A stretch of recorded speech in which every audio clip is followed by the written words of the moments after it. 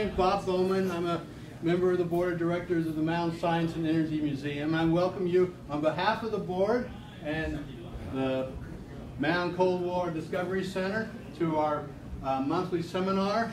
If you're expecting to hear about crime and criminals, this is the wrong night. We're going to hear about fusion energy.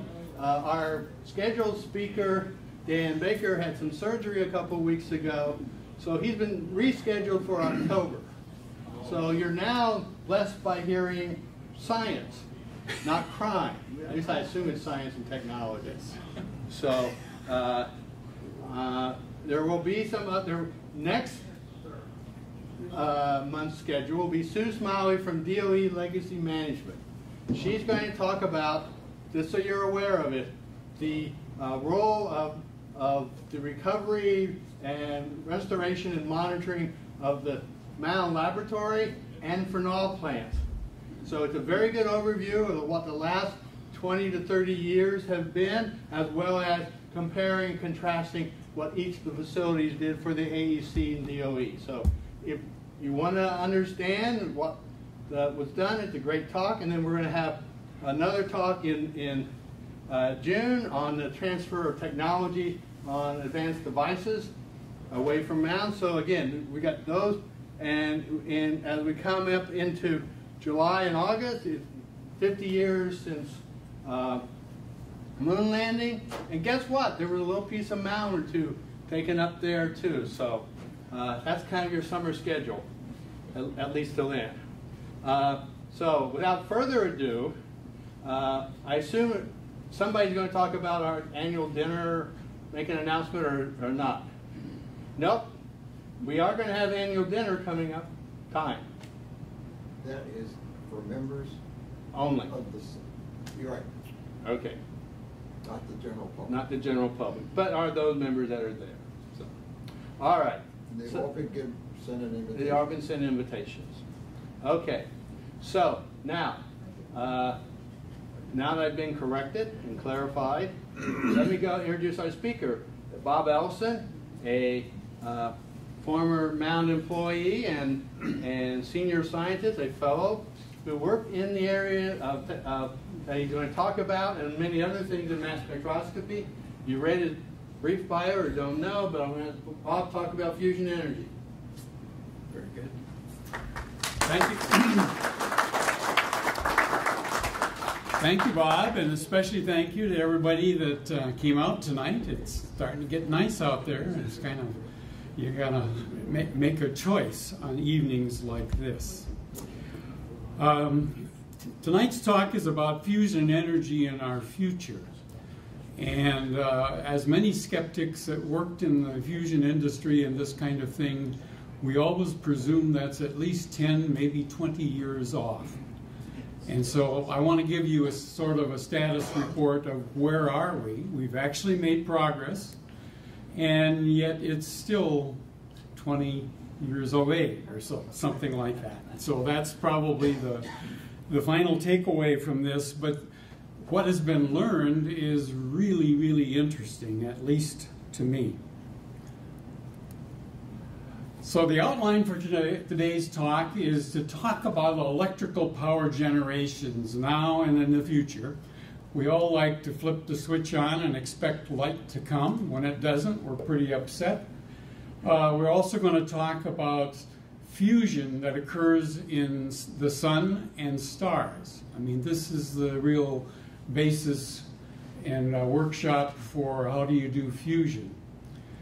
The United States and the world has worked on efforts to develop controlled fusion energy, and there's various topics of that as magnetic confinement, laser fusion, and Mound was involved in a number of these fusion activities, and we'll talk about that in detail.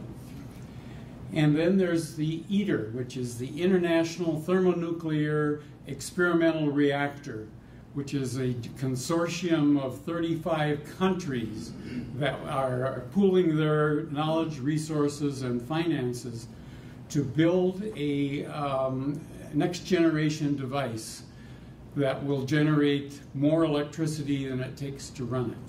That's the goal. Then finally, we'll talk about worldwide electrical power needs and sources through the year 2040. It's about as far as you can think out, and I doubt I'll make it. Okay, electricity is generated by many methods. And using some of the data for us currently in 2018, coal power plants are still 27% of the total generation of electricity is done by burning coal. We're up to 35% already for natural gas power plants, and that will probably continue to grow, spurred by the fact that we have new sources of natural gas that have come to us. We still have nuclear fission power plants. This schematic we'll talk about is an example of a nuclear power plant. There are the renewables, what is 17% of what we currently use. Only about 2% of that is solar. From all you read and hear, you would think it would be higher, but it will catch up with time. And wind energy also is a bit ahead of the other ones. Hydroelectric, we always have free dam electricity. If you're going to build a dam and it has some head, you can actually generate electricity with it. And then the ubiquitous other. Nuclear fusion power plants, 0% at this point. In fact, we'll see why it has not come to fruition in the time frame that many people have thought about. So let's look at a nuclear fission power plant. Typically, they will have a reinforced concrete dome around the reactor portion where the fuel assembly is, and then the control rods are within that. The cooling system is usually super hot water under pressure, a pressurized boiling water reactor. That liquid with its heat is circulated through a heat exchanger, and on the other side of the heat exchanger is water that begins to boil and create steam. The steam can turn a turbine. There's a cooling tower outside that condenses the steam into water again, and the cycle repeats. And the efficiency and the energy generated from it depends on the temperature cycle of this as basic thermodynamics. And that. So how does the reactor work? Well, here we have two kinds of nuclear reactions. Nuclear fission, which is the breakup of a heavy nucleus. Here, a nuclear fission is the splitting of the atom and the basis of all nuclear power plants. If you look at the uranium-235 isotope, which is only about 0.7% abundant in natural uranium, but it can be enriched to a level of 1, 2, 3% for application as a fuel within a reactor core. So within that reactor, you initiate it with some neutrons, and then it self-generates neutrons. As the neutrons strike this nucleus, it makes the nucleus unstable, and almost like a drop of liquid. It'll oscillate around and at some point separate enough that the surface tension will pinch it off into two objects. One like a low mass, low atomic number like krypton, and the other one a higher one, barium, and various combinations of those pairs. But in addition to it, you get 2.5 neutrons per event, and some of those are immediate, like 1, and that can be used, if you make the geometry correct, to make a bomb out of this. But Mother Nature has been very generous to us. The other 1.5 neutrons, you can allow one of them to leak out and the other one to initiate the next cycle of uranium fission, trigger that.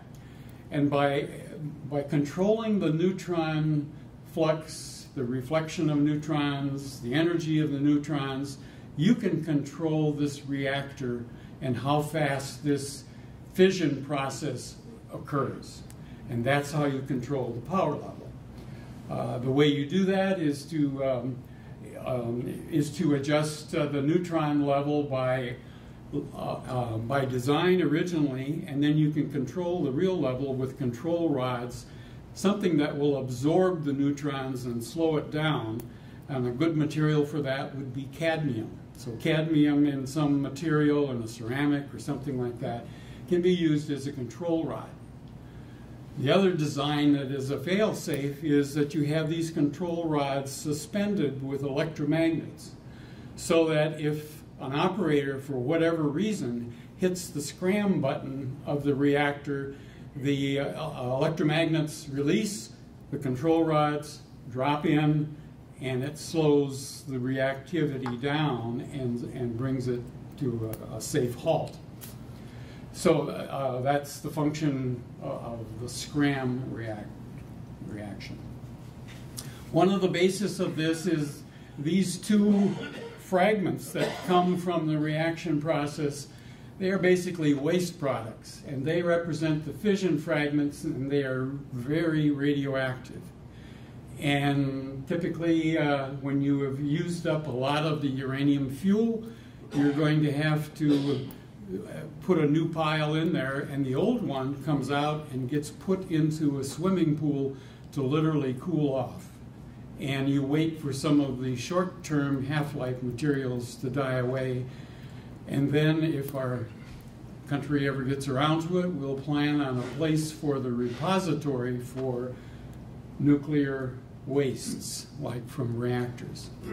Right now, they exist on the site of each reactor, which, you know, it's distributed, so it's less of a problem than maybe bringing them together. But we haven't sorted out the design or the politics of doing that. Okay, so that's one of the nuclear reactions that can occur. This generates electricity for us and is generally useful. There's another one, which is nuclear fusion, where you have deuterium and tritium come together. They fuse together if you make the right conditions, and they give you helium-4 and a neutron and a bunch of energy. Not as much as you get out of a single uranium fission, but it's a bunch of energy. So that is the source of the heating that would be done to make a power plant out of a nuclear fusion device. The good news with this is the waste products are helium and a neutron, neither of which bothers anybody. The helium, you can, makes your voice sound a little funny if you breathe it, I guess, but in essence it's a stable end product that is available for purchase in that. So it is a normal product. The other neutron actually has a fair amount of energy associated with it, so it can be used to breed the next generation of tritium that you need in the fuel. And by breeding that, you get some more helium-4, another neutron, but you get the tritium made. And so we'll see the designs of some of these fusion reactors incorporates a lithium blanket so that the neutrons from the primary fusion reaction can be used to make the next generation of tritium. Okay. So there's a couple of things that were not covered on the last slide, like what is this tritium stuff? Well, tritium is hydrogen because it has one proton in each of the three isotopes of it. Deuterium is heavy hydrogen. It has, in addition to its proton, it has a neutron, so it's twice as heavy. In the case of tritium, it has two neutrons, so it's 3 times as heavy as ordinary hydrogen. So tritium is the rarest, heaviest isotope.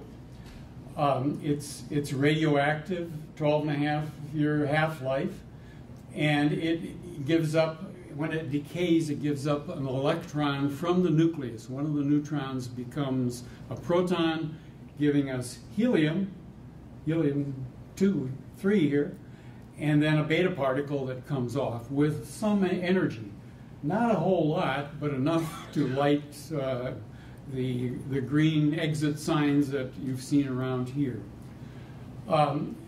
So that tritium is one of those isotopes that has a variety of uses. The first one probably being to boost the power of nuclear weapons. And so the fusion reaction can be used to add to that.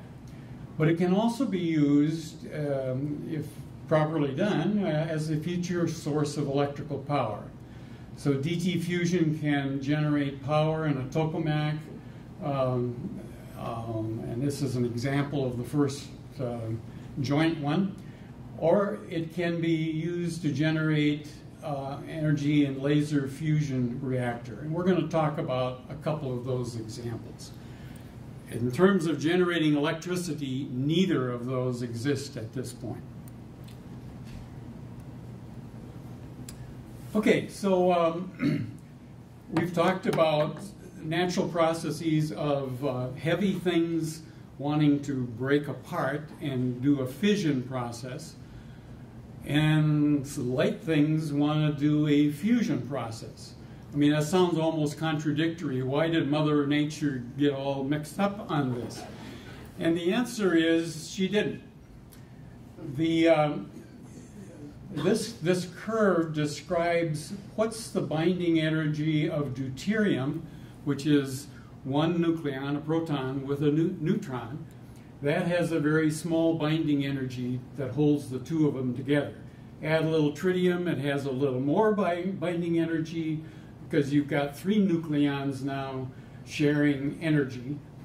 And as you go up in the atomic number and get heavier materials, carbon and oxygen and things like that, you rise to a point like approximately here, which is iron. In our sun, for example, eventually, millions of years when it goes out, it's going to have an iron core in the sun. So that's kind of the termination limit. It doesn't get all the way around the curve and up into this region here. But what it does is each time that the fusion occurs, you make a more tightly bound nucleon in all cases. And that binding energy increase can be given up as thermal energy for the fusion reaction.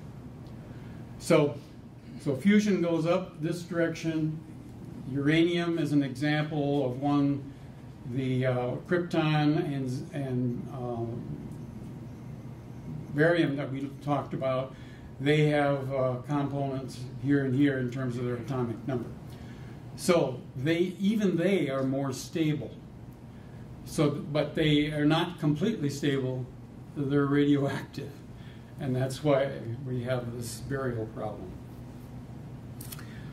Okay, so that's an example of why they would go together is to increase the binding energy per nucleon. Fusion occurs or fission. Okay, millions of years from now, the sun will turn into an iron core. Okay. Other massive stars that are physically larger than our sun and have more mass, they're able to actually take beyond iron and can synthesize and have at some point synthesized all the way up through uranium and some of these very heavy materials. And they appeared in the Earth as we were formed, and so they're still around. So we see both. But we have products of not only our sun, but the supernova more likely. So let's talk about the sun, our nice friend that we saw today. This is probably the most important example of nuclear fusion that we have. And fortunately, it occurs and goes on constantly. Basically, the sun is made up of different sections. There's a core that is very, very hot, and the reason it's hot is all of the hydrogen and other materials within the sun are gravitationally attracted towards the center. It's big enough that it has a tremendous amount of compression in the center and density. Most of it is hydrogen. So in this region we have hydrogen with a density sort of like liquid hydrogen compressed to 150 times the density of water. Now, we don't have anything like that terrestrially. We can't make it in the labs or anything like that. But what it allows is for the fusion reaction to occur of protons fusing with neutrons, the deuterons fusing with other protons and making tritium, and you get the cycle of fusion occurring within here. And each time it generates some additional heat. Well, that heat radiates out, and it also expands a pressure that keeps the sun to the size that it's at, and transfers a lot of that thermal energy to the surface. So if you look at daylight that comes from the surface of the sun, the surface temperature for that glowing object is about 6,000 degrees Kelvin, or centigrade, who cares? You may have seen this number, 6,000 degrees K, on a box of fluorescent bulbs that you bought. And this is basically daylight white. We'll see what the spectrum of it is in a minute here. But basically, this is what we refer to as daylight, is this mixture of light emitted from a 6,000 degree Kelvin surface. The corona of it, there are regions which are even hotter than that. But the interesting thing for fusion is that the core of this is very dense, but it's only about 16 million degrees. Now that's hot, but we're going to see other things that are hotter than that. So fusion occurs in the core, high density, high enough temperature that hydrogen fuses into helium, and then small amounts of other helium fuse to make lithium, carbon, and other bigger things. But the principal one that generates the energy is the hydrogen fusion that goes on within the core of the sun. So what does that give us? Well, it gives us this nice daylight. We see sunlight, but we also see it filtered through the atmosphere with water vapor, carbon dioxide, and ozone in our atmosphere. So the source is the sun at 6,000 degrees Kelvin. So these black lines outline the intensity of radiation at a particular wavelength. This is all infrared here. The colored ones are the visible band, and the purplish ones down here are the ultraviolet region. And the sun at 6,000 degrees Kelvin peaks at yellow. I mean, that's kind of why almost every artist will take yellow paint and, you know, what he's painting when he makes a little yellow blob. It is our sun, and this is an example. The yellow here is the sunlight that comes through, and after it goes through the atmosphere, there's notches taken out of the sunlight.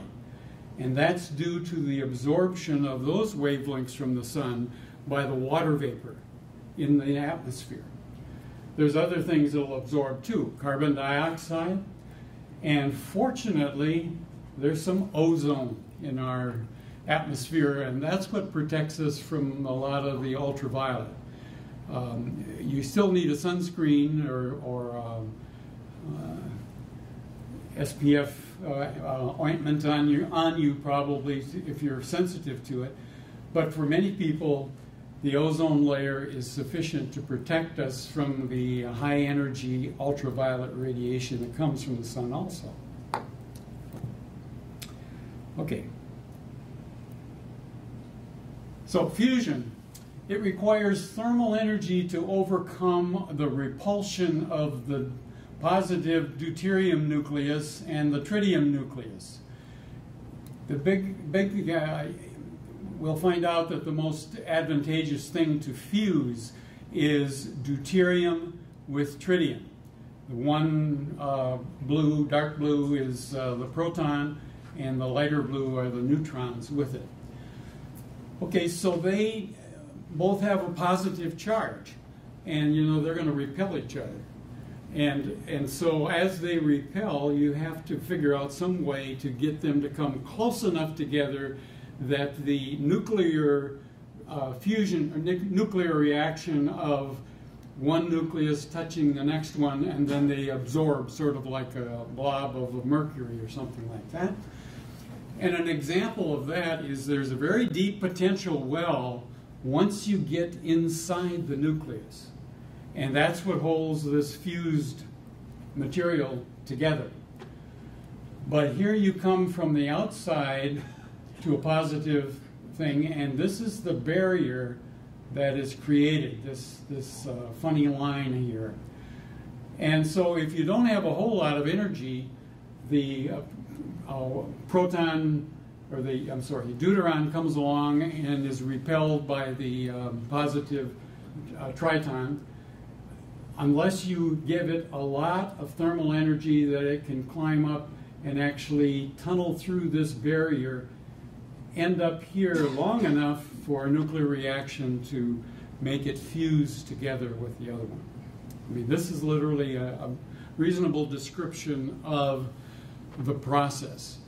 Nuclear forces, the ranges of them are approximately the dimensions of a nucleus, which is 10 to the minus 15th meters or something, very, very small. An example is if you had a 1 centimeter nucleus on the goal line, the first electron around it would be at the other goal line. And that's sort of a scale model of the distance. Awful lot of open, empty space. So you've got to hit this small little target that's on that little goal line. And so you need to have a lot of energy so that it has a lot of collisions, some of which might lead to the fusion. So that's kind of what we're looking at here. Might explain why it's so hard to do. Okay, so what are the conditions necessary to produce fusion on Earth? And those conditions are a triple product of the plasma density, these D plus and T plus ions. What's the density per cubic meter of that? And times the plasma thermal energy, best represented by some temperature. And how long are they brought together? What's the confinement time for those species? And that's tau here. So an example, in the sun, we have an extremely high hydrogen density. So that helps and allows a much lower temperature for fusion to occur.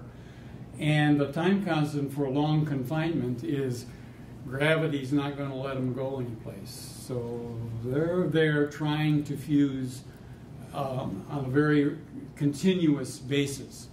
In fact, there's enough fusion going on to generate temperatures that would lead to a plasma ignition condition, where the plasma releases energy enough to keep the plasma going and at that high temperature so that plasma can continue to fuse. And so ignition represents the temperature at which the thing becomes self-heating for fusion to occur. And that certainly happens in the sun daily. You would hope, the hope for the laser fusion at the National Ignition Facility, with that in the name of it, the National Ignition Facility, would be that you would be able to make a confinement that would lead to ignition of it. Unfortunately, in this case, we have a very high pressure of gas. We actually use frozen deuterium, tritium, ice. We'll see a little bit of that later. As the fuel, we have a couple of million degrees from the laser beams hitting a surface that self-heats it. And the residence time is of the order of milliseconds. It's basically how long it takes for a particle that's been heated to escape from the region. And while it's in the region, it has a probability of fusing and that. But once it's away from the region, there's no probability of it. So the lifetime of it's really quite short, and the temperature isn't that high, not even as high as on the sun. So there was a lot of neutrons formed, indicating that there's DT fusion happening in these laser fusion events. But the output power of it was not such that they could achieve ignition, at which time the energy would continue to burn all of the DT fuel that's in the capsule. So that has not happened. So what's it good for? And the answer is, it is our only way to do a simulation of a nuclear weapons test underground, now that we no longer have underground testing. You can do a scaled simulation of a nuclear test using the laser fusion apparatus at Lawrence Livermore. Okay, Tokamak fusion is the one that we are focusing on a lot. In order for these deuterons and tritons to move around and hit each other, you have to put some space between them. One way to do that is to lower the pressure and gas density. So the gas density, it's not an atmosphere, it's more like 1/1,000,000th of an atmosphere. About 1 millitorr is a typical operating pressure for them. And then, but by compressive heating and other methods of heating, the tokamak can raise the temperature of this plasma to 150 million degrees, which is like 10 times larger than that of the sun. But our density is quite a bit lower also. So the only chance we have of making that up is to have a confinement time of the plasma within which it can entertain reactions, something of the order of seconds to minutes. So these become design criteria for the tokamak type devices. Typically, the goal is to have a Q value, which is the heat produced by fusion, divided by the heat produced entered in order to establish the fusion conditions. You'd like to have that greater than 1. Otherwise, you've got an expensive hobby. And so the goal for like the ITER tokamak is 10. In order to achieve ignition, you need about 5, because the neutrons take about 80% of the energy, and only 20% goes to the helium nucleus, which is the one that transfers most of the energy and does the plasma heating. So in order for the ignition to occur, it takes a while. The highest Q value that's been achieved is 1.25 in experimental tokamaks prior to this, and those exist.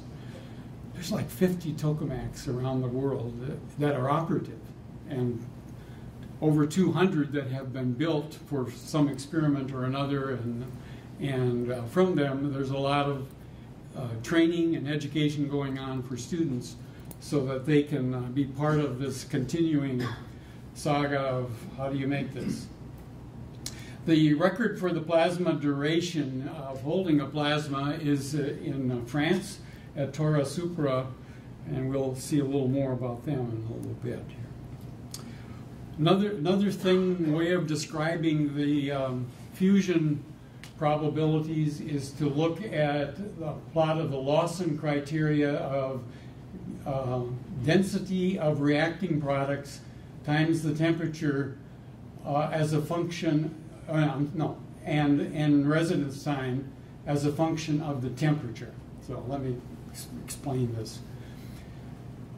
The lowest density times confinement time occurs for the DT system. It is the minimum, and at about 300 million degrees, it reaches a minimum that says I'll happen more probable than I will up here, let's say at a lower temperature. Okay, you can also have deuterium fusion, but it takes quite a bit more energy, like a factor of 100 in density and confinement time. However, it's not radioactive. So there's an awful lot of fusion reactors that have been built that are deuterium reactors, mainly because they don't have to deal with the radioactivity. They can focus on the science and the fusion and that, and they can actually produce fusion also.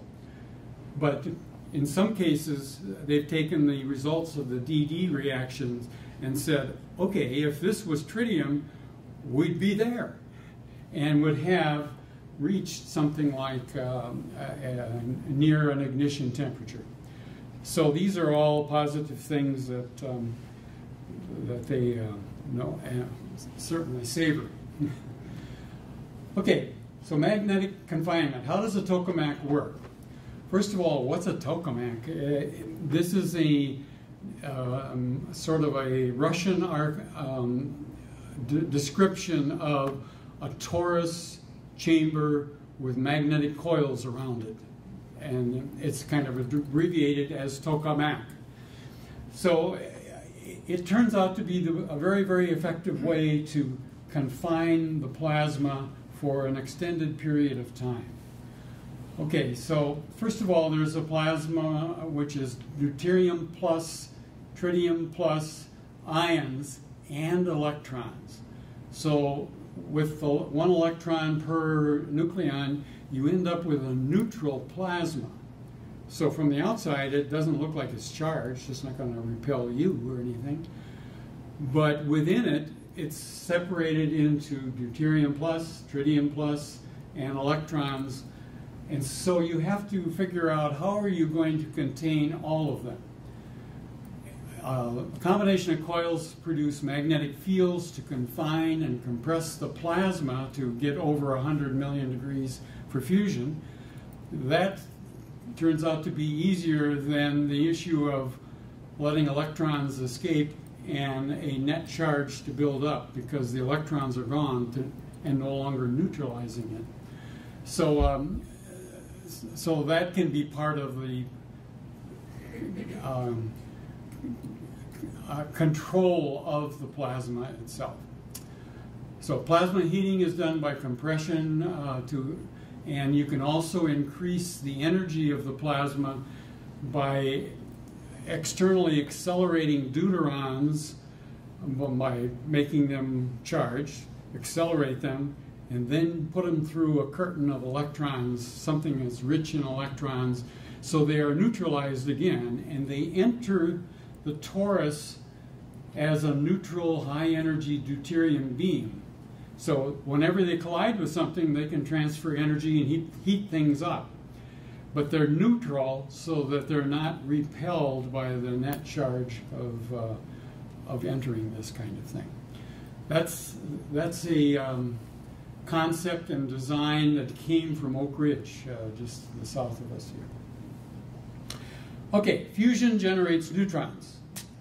The next reaction is the neutron can be used with lithium to make tritium plus helium to make the next generation of tritium. And this is done in some of the designs by a lithium blanket on the chamber walls, or in some future designs they're talking about lithium metal flowing within that central region, and it'll take the heat away, and you can also get access to the tritium that's being generated as it's generated. So there's a lot of room for design varieties here. Okay, here we are. Okay, tokamaks come in many flavors and sizes, usually bigger than the previous ones. So the accomplishments with various tokamaks worldwide have really gotten us to this ITER collaboration because everybody shared their data.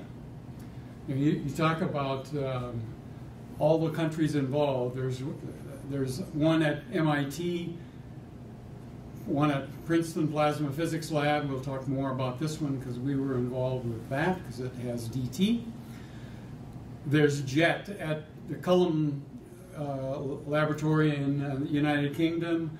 There's the Japanese Taurus 60, which is a very productive one and has been modified again, and so it's still running.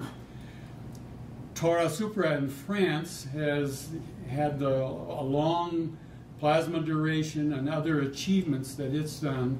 It's being renovated into another kind of instrument now, so to do some more experiments. So pretty much all of these are experimental. Mound had provided tritium technology for the operation of the Tokamak fusion test reactor. TFTR was 1976 through 97. And it was later in the 80s, late 80s, that we were involved with doing a number of things so that they could handle tritium as well as deuterium. They first started with deuterium and that. Mound provided the design assistance for the tritium handling aspects. We provided storage beds for the uranium by our designs and taught them how to do primary containment methods using glove box technologies for how do you encapsulate something so if there's a problem, it's contained, you can address it in a safe manner. So glove box protection was there. The tritium effluent management system. How do you manage the tritium that gets away? And it will get away because this is all hydrogen. It's very hard. It's like herding cats, or worse yet, herding ping pong balls. They're very, very light, and the tritium can get out. And you need to know where it is. So they use some of Doug McClellan's monitoring equipment for effluents, so you could tell where it was and that you're in compliance. Now bear in mind, Princeton Plasma Physics Lab is in downtown New Jersey, pretty heavily populated area. Okay, so we also provided key engineers and technicians who were trained at Mound for a few months. They actually became resident here, and then we took the tritium training course to Princeton to do the training of their lab personnel so that everybody didn't have to travel. But the ones that were going to be doing hands-on work of changing components, breaking vacuum, and potentially making a risk, they worked here for 3 to 6 months. Yeah, I mean, quite a while. They had clearances and everything like that so that they could work here. The instruments that we developed for them, of course, are the ion chambers for tritium concentration measurements, bubblers for emission measurements, beta scintillation detector for measuring high concentrations, and quadrupole for measuring what else is there. And so that was our contribution that enabled TFTR to have the first controlled deuterium-tritium fusion of 3 megawatts on December 9th, 1993. So this is the precursor to the ITER demonstration reactor in France, which is in progress right now. So what's the future of magnetic confinement? Well, let's go to ITER. ITER is the International Thermonuclear Experimental Reactor. It is the largest tokamak built to date, and it's built in the east central part of France at a nuclear facility called Cadarache. So the design was to produce 10 times the power out to the power in. In other words, a Q of 10. 50 megawatts input to produce and confine the plasma. You got to run all these magnets. You got to, there's a lot. and you want to have 500 megawatts come out. I think the record of previous tokamaks has been about 300 megawatts of power generated. So it's in the ballpark. I mean, this is not impossible. It's getting the power down on the input. The pulse time, the design is like 1,000 seconds, so that it means your plasma is made, established, it continues to produce fusion for a time period of 17 minutes per cycle. Then you would cycle it down, take the gases away, reestablish a plasma, and start it again. So the engineering reactor is prepared for electrical power generation. And electrical engineering reactors prepared for electrical generation in the 2040s. Not this one. This is, again, an experimental reactor to hone and define all of the key elements for a Q greater than 5, let's say, reactor. Schedule. This started in 2005, was when ITER began design and discussions and that. The fabrication is intended to be complete by 2025, and currently it's about half built. Most of the buildings are being built.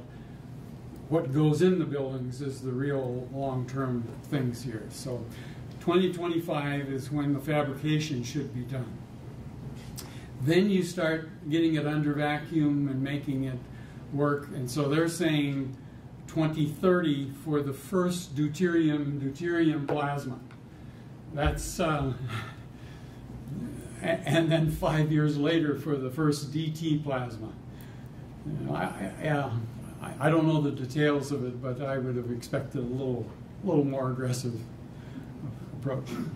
But then again, if you look at the, it's always 10 years from now or 20 years from now, it fits.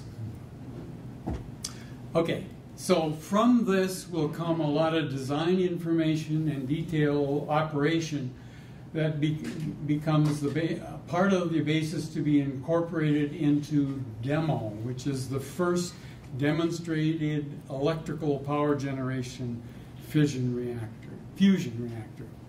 Sorry. Okay, this is demo. The concept for it generating electricity and actually extracting the heat that is generated from the fusion reaction to make a practical device out of it. That concept was developed in 2017. The design is in process right now and will be done by 2024, and the building process will occur in the next, 9 years, I guess. So first phase power generation will be in 2033 to 2038. So from that, that DT fusion will come enough thermal energy to power and generate some electrical power, we hope. So anyway, that is the plan for the first practical electrical generation by this is very close to just 2040. So given the way things can slip, you do that. Okay. All of this is done by various governments and academic groups around the world. Nothing against them. That's where you learn how the thing works and how to make it work and try wild things, and many of which can work. Lately, there is a commercial interest in developing fusion power to generate electricity by the early 2030s. That's their timetable because they want to make money. If you stop and think about if regular reactors are like 17% of all electrical power generated in the United States, if you got 5% of that, you could do pretty well. So these are examples of different ones that are practical enough that you need to watch them. ST40 is a spherical tokamak that is being built by a commercial agency, Tokamak Energy, in the UK. Now, I don't know the details of the people, but I think they probably are former workers at JET. So they know how to build a tokamak and how to run it and that. So they are talking about a new design of it, which is called a spherical tokamak, less donut-shaped, and it's more efficient. You can use less magnetic fields and that to make it operate. It can achieve fusion with, it's already achieved 15 million degrees on their prototypes. They need to get to something like 100. It will use deuterium tritium fuel. The advantage is a lower magnetic field with a new magnet design. These magnets are not superconducting magnets like many of them are. They are actually just liquid nitrogen chilled copper, and they are able to get the magnetic field they need by just using copper. It saves an awful lot of money and operating overhead. There's another one is called Spark, which is part of a design for the ARC tokamak from MIT. And there's a group of investors from MIT, but also Commonwealth Fusion Systems. And some of the principal investors in this, Bill Gates and the ENI Corporation in Italy. You know, so they have enough credible funding to be able to try some of these things. Now, the scale of this is not huge, but it would be a first principle type of thing if these were. Our friends to the north in Canada, they also are interested in doing fusion. There is a group at British Columbia that they are doing ionization and injection of a plasma. They form the plasma outside the confinement region.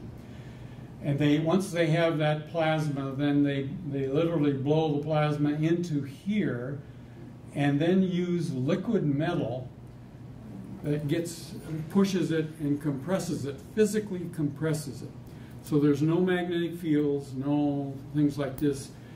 These little green things are hydraulic rams that are run by compressed air or compressed gases of some kind.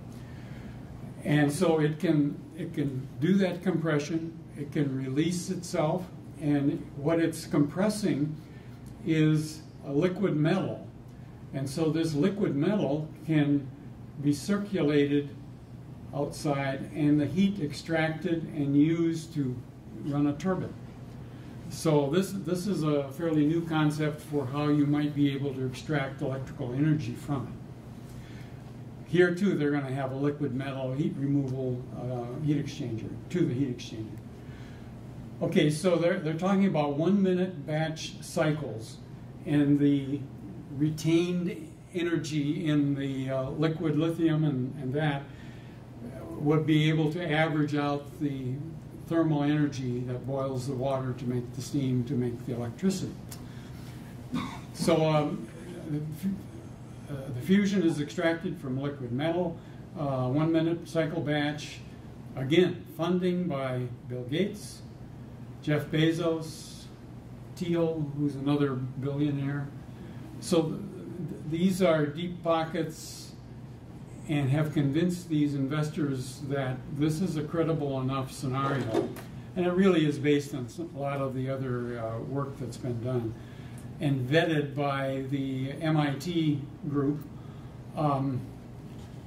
So these are possible that this could happen. And given the urgency of a practical business, you know, you're going to get this thing done. Okay. Ooh, we're getting real long. Let's see.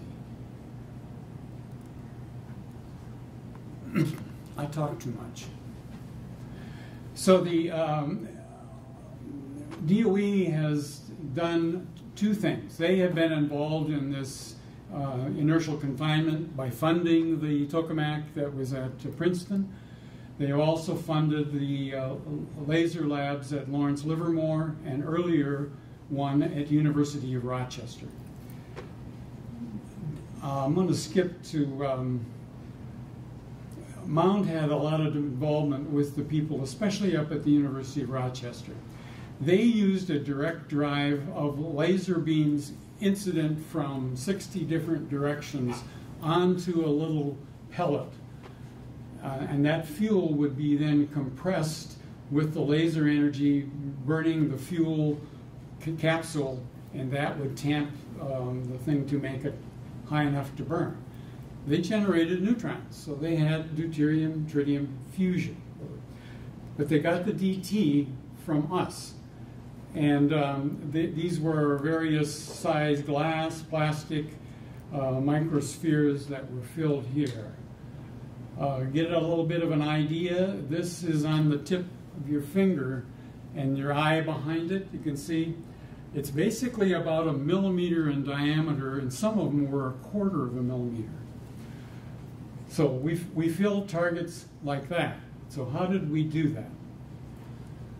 Basically, the plastic targets are pretty easy to fill. They had a variety of layers of different kinds of plastic, and they had an atmosphere of like argon or something inside.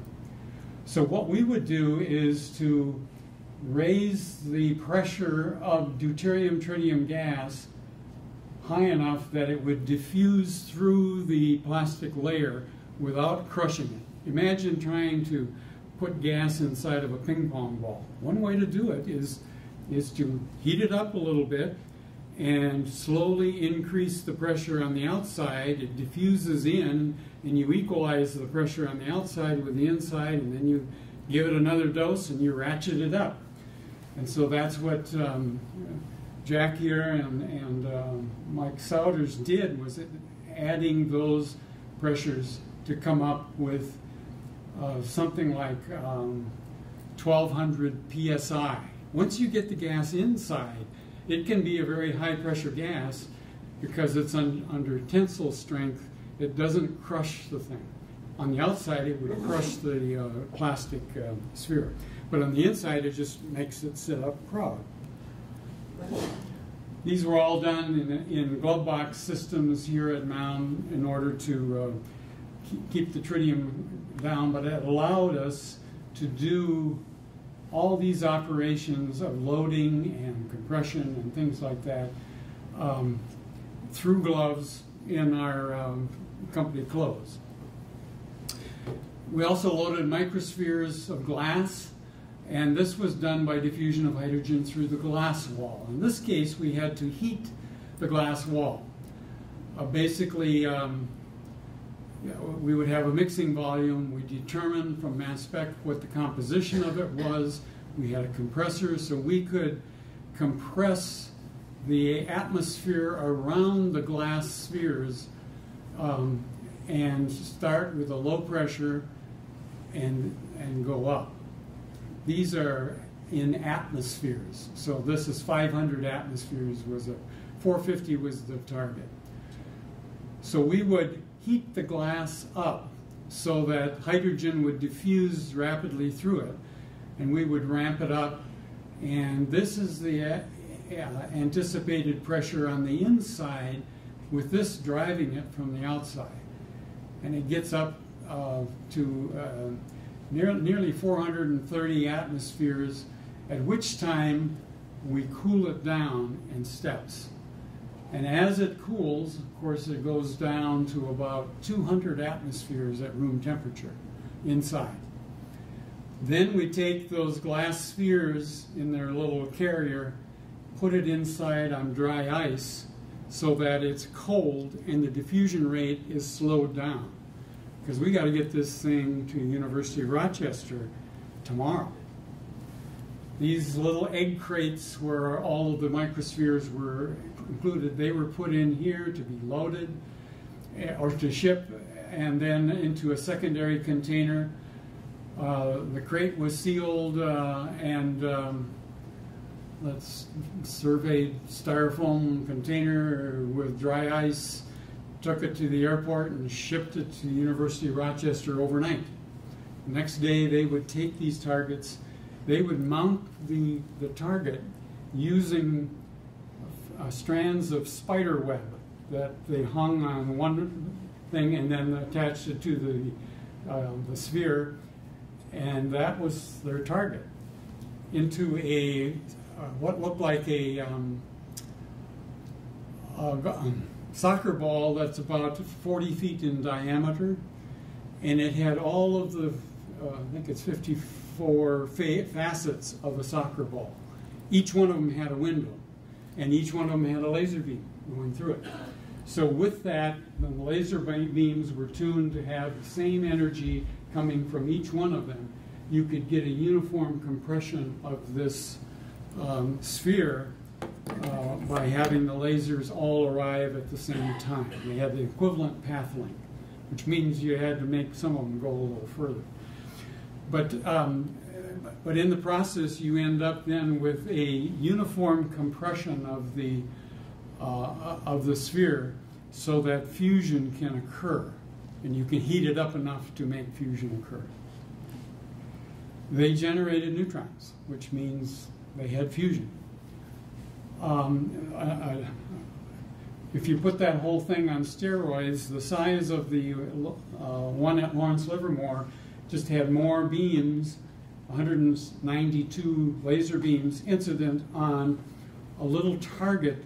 If you look about the size of the eye, that target is about 1/4 of an inch in diameter and maybe 3/8 of an inch long. And that's the target for all the beams. They heat the gold cylinder. The gold cylinder emits X-rays. The X-rays tamp the sphere of the deuterium-tritium mixture, and you generate fusion. And they generate a fair amount of fusion.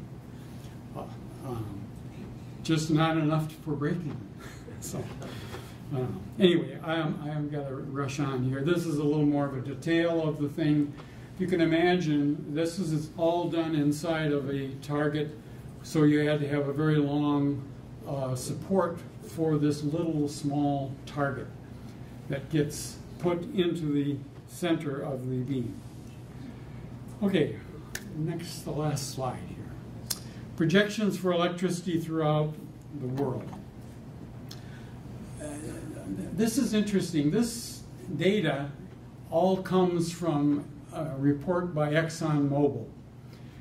Now, as you might think, they have an active interest in how energy is used around the world. And this is just the electricity and power generation portion of their report. This is a reference to it if you want to go see it.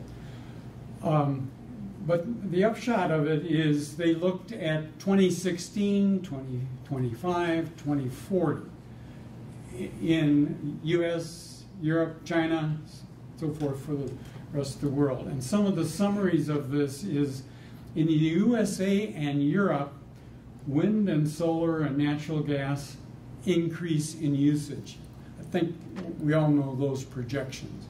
And that's a practical thing that will probably happen as the costs for installation of solar, etc., goes down. Coal is reduced in use in both Europe and the United States, And that's probably expected also because of the increase in natural gas that's occurred and availability of it. So that's going to occur. The nuclear power, none of this refers to fusion energy because it's not vetted as a proven technology at this point. And that's realistic, I think. So when it works, it'll find a place. So that. But I thought this was interesting that it's pretty general, and I think you might find it interesting to go find it on the internet. Okay, summary. The electricity from a DT fusion power will probably occur by 2040. I don't plan to be around to receive the eggs that you're going to throw at me. And it's just that we're all losers if it doesn't, of it. So it'll probably be a magnetic confinement, a method for the plasma, and a Tokamak-like design or some variant on that. The commercial ventures will probably produce some electricity, but I don't expect it to be the major amounts, at least in the first generations of things, of course.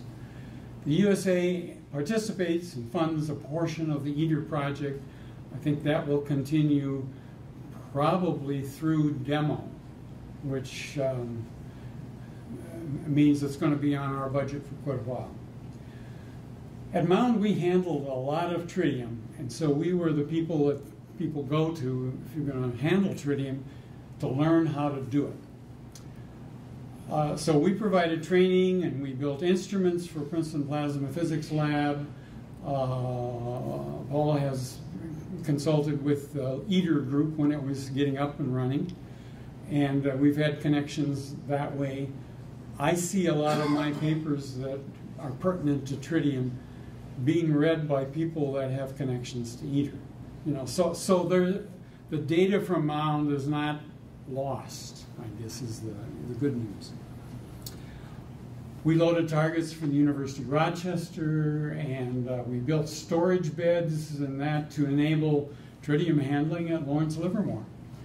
And we transferred our laser target loading skills eventually to Los Alamos when Mound went through the demise. At that point, I need to stop and thank you very much. Yes? Princeton Tokamak. Pardon? We built at Mound in the basement of T building the tritium storage and delivery system. Project headed up by John Gill. You were involved in it. Your picture's there. Oh, you mean the hardware of it? Your memory is about as good as mine sometimes. TSDS built it under the swimming pool. Oh yeah. That didn't. No, you're right. It isn't as good as it was. I worked on it for a little bit, and I had a really nice series of photos taken. I like people, so I got a whole bunch of Mound people working on the project. That's neat. In the Good. photos. Good. I'd like to see those. But yeah, the tritium storage and delivery system. Yeah. Thank you. Yes. What else did I miss? You mentioned it.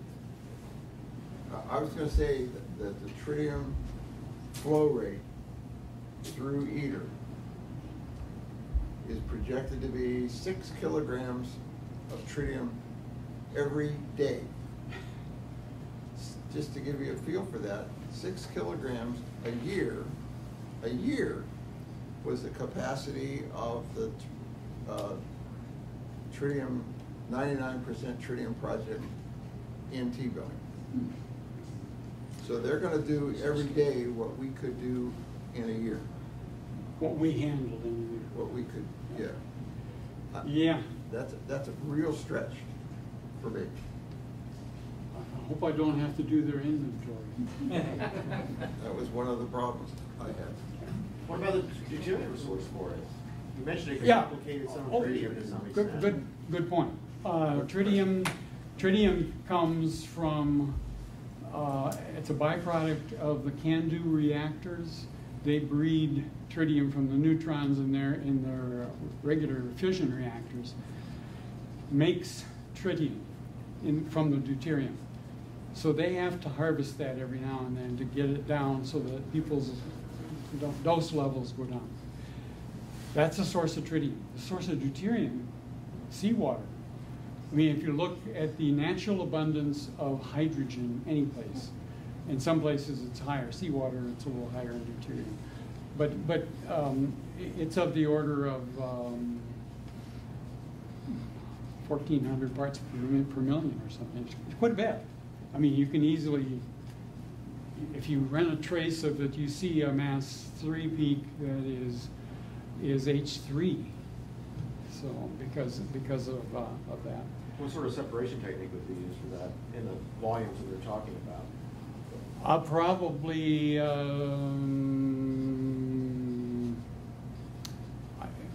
probably have to do cryogenic distillation, or some, that would be an efficient way, because the masses get to be so much, well, factor of 2, but you still have to separate. So the deuterium, as I always say, it's seawater, and the tritium from other operations. There's 2 colors of tritium.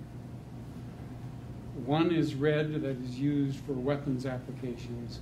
And for something like this that is of general use to the whole world, the tritium source is from electrical power generation. So it comes from Canada for the most part. And they have a supply that would do at least the initial fueling, and then the system should be generating a lot of its own.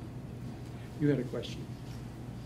Even ITER, which has an E in it, is still experimental. Over the span of 1,000 seconds, has to handle 500 megawatts of output. How are they doing that? Is it are they putting it back into the grid? Is it being wasted by heating up water? What do they do now? First of all, ITER is not functional until 2025. Oh, that's right, yeah. So it's going to be having 500 megawatts. Yes, but the question is still, where does it go? And the others are generating some amounts of power to be dealt with. Right, and I mean, you can boil water, you can do other things, but there is no electricity being generated. Okay. Because what they're trying to do is find out in the lithium blanket, where is the tritium and how do you harvest it? One way is to make the blanket liquid, so that you still have the lithium reaction with neutrons hitting it, but the material moves to some recycled. Yeah, and that's the heat exchange method, as well as the tritium recovery method. Thank you. Other questions? Yes? Z-pinch. I sent you an email on Z-pinch last week. Yes. Yeah, that's. It's one of the 50. Do you think it's blue sky? No. I mean, but it's one of many reactors that have been made with a different design, of some kind. Well, it's an add-on to Tokamak to smooth the magnetic. Well, it has its own magnets that it is a magnetic compression device. This is done, the one at Sandia, right? Sandia? Yeah. I brought it up because when you read about it and everything, it's a breakthrough deal. Yeah. And I wondered what you thought about it. Do you think? I don't know enough about it to think. I wouldn't. I would have to. I know it exists. I don't know how it works well enough to be able to say. So, you talked about at the very outset, we're in this 20-year, and keep kicking the can down the road. Yeah, but the payoff is worth it. If you end up with a source of electricity which has no environmental consequences, that's pretty good. I mean, locally it does with the neutron fluxes and things like that.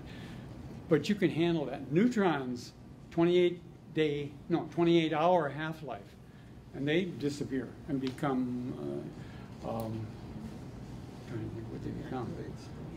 Anyway, but basically they even are unstable, so it's not something you have to bury. That's I think the carrot that keeps everybody working on this.